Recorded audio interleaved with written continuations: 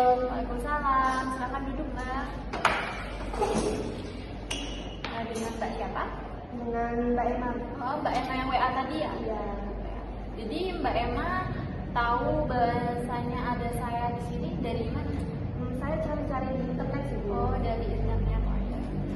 Mbak tadi ke sini sama siapa? Sama temen, Bu. Oh, sama teman. Mana temennya? Temennya Bu penting. Oh, yang penting.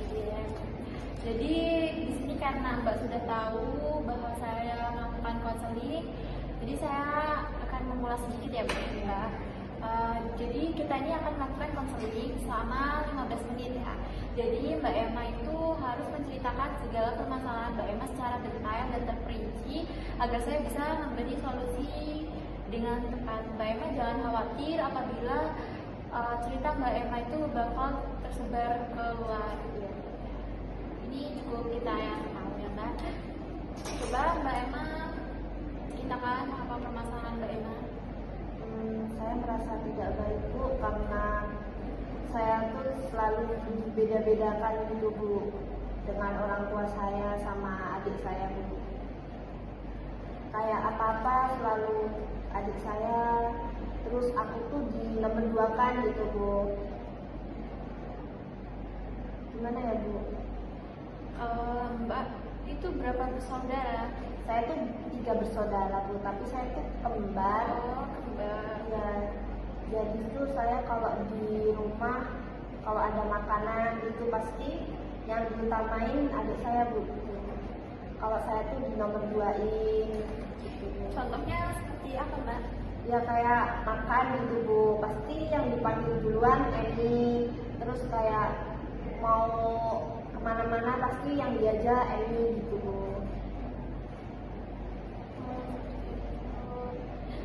Mbak udah pernah belum ngomongin ini sama ke orang tua Mbak langsung kayak kenapa sih, Bu, kok aku dibeda-bedain sama Eni, kenapa gitu? Mbak udah pernah membicarakannya belum sama? Sudah sih, Bu, sudah pernah bicara sama ibu sama bapak, udah pernah. Tapi ya ini tadi, mungkin karena Eni anak terakhir, jadi mungkin dia selalu diutamain gitu, Bu. Kayak apa-apa Eni, berarti ya mungkin karena ini anak terakhir mungkin ya, Bu, makanya dia diutamain gitu. Sebenarnya kalau bukan anak terakhir atau anak pertama, anak tengah itu semua sama ya, Bu. Kalau Mbak di mata orang tua tuh sebenarnya tetap anaknya, tetap disayang sebenarnya.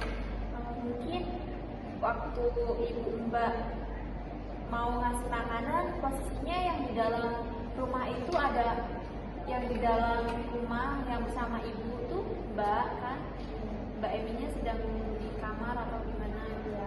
Ya mungkin karena ibu Mbak tahu di depan ibu Mbak itu ada Mbak, mungkin yang dicariin yang nggak ada, jadi kayak oh ya kan Emma udah di sini ya udah tinggal makan gitu, sedangkan adik Mbak kan belum tahu kalau ada makanan, jadi diberitahu kalau di situ ada makanan dipanggil gitu.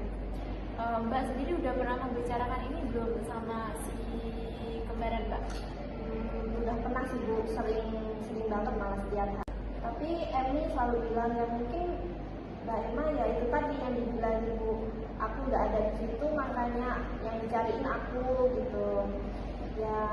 Ya aku langsung kayak positif aja, mungkin ya karena itu mungkin Emi juga anak terakhir makanya dia selalu disayang. Ya mungkin orang tua saya sayang semua sih, Bu, tapi pikir aku pasti semua anak yang anak terakhir pasti lebih disayang gitu, Bu, makanya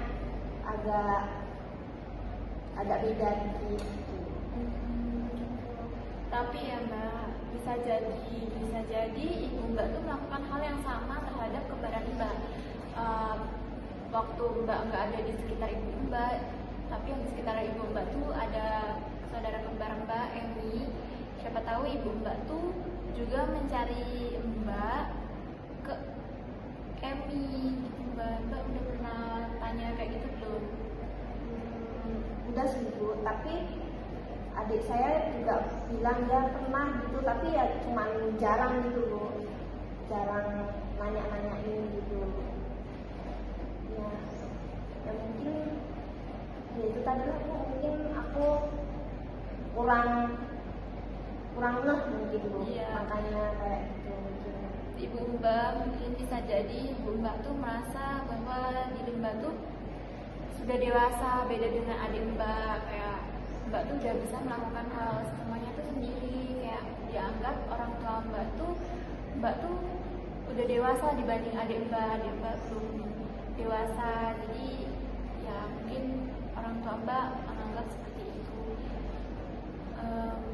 Menurut saya Mbak harus melakukan